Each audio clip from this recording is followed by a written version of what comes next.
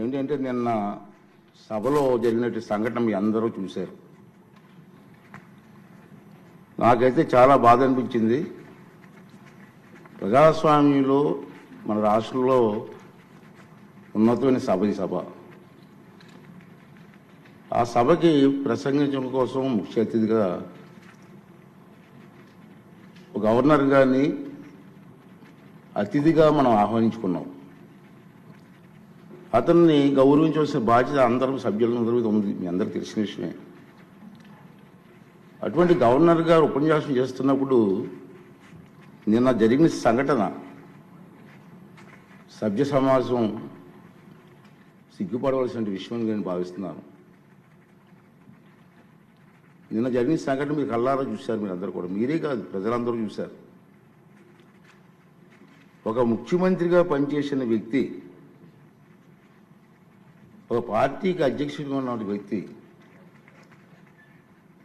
Parliament మెంబర్గా కూడా పనిచేసిన వ్యక్తి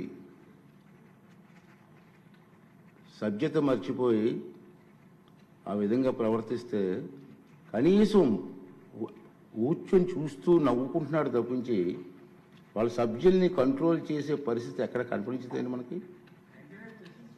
పైగా ఎంకరేజ్ చేస్తాడండి. ఇది సాంప్రదాయం అండి, ఇది సాంప్రదాయం అంటట. సాంప్రదాయం ఏంటండి? ఒక ఉన్నతమైన వ్యక్తిని అగౌరవపరిచే విధంగా ప్లే కార్డ్స్ పట్టుకొని రావడం, కాగితాలు చింపి పోడియం మీద విసిరారు. అంటే గవర్నర్ మాట్లాడుతూ ఉంటే గవర్నర్ మీద, ఇది పద్ధతి కాదు. ఈ సాంప్రదాయం అంటాడు. ఏంటి సాంప్రదాయం నాకు అర్థం కాదండి.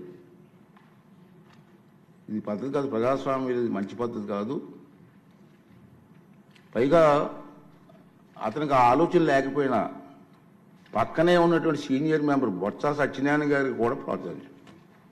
వారైనా ఇది తప్పు అని చెప్పే పరిస్థితి లేదు. ఇటువంటి సంఘటనలు రాబోయే రోజులు జరగకూడదు అనేది నా తాలూకు ఆలోచన విధానం.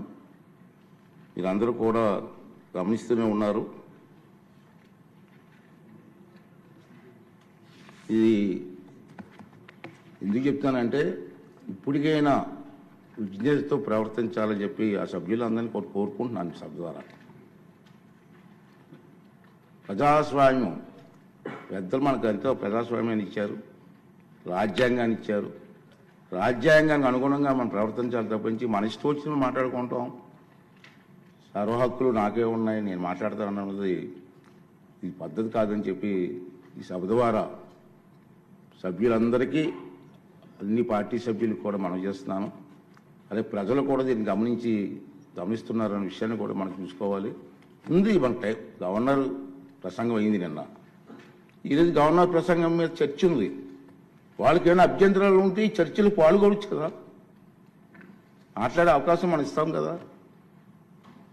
ఈ రోజంతా మాట్లాడవచ్చు. మీరు హౌస్కి వచ్చి మీరు మాట్లాడుకుంటా మీ ఇష్టం వచ్చినట్టు ఈ విధంగా ప్రవర్తించడాన్ని అందరం కూడా ఖండించవలసిన అవసరం ఉంది. ఇటువంటి సంఘటనలు రాబోయే రోజుల్లో జరగకూడదు అనేది నా తాలూకు అభిమతం. ఈ రెండు విషయాలు మీ ముందు చెప్పాలని నేను ఈ మాట మాట్లాడుతానని చెప్పి మనం చేస్తూ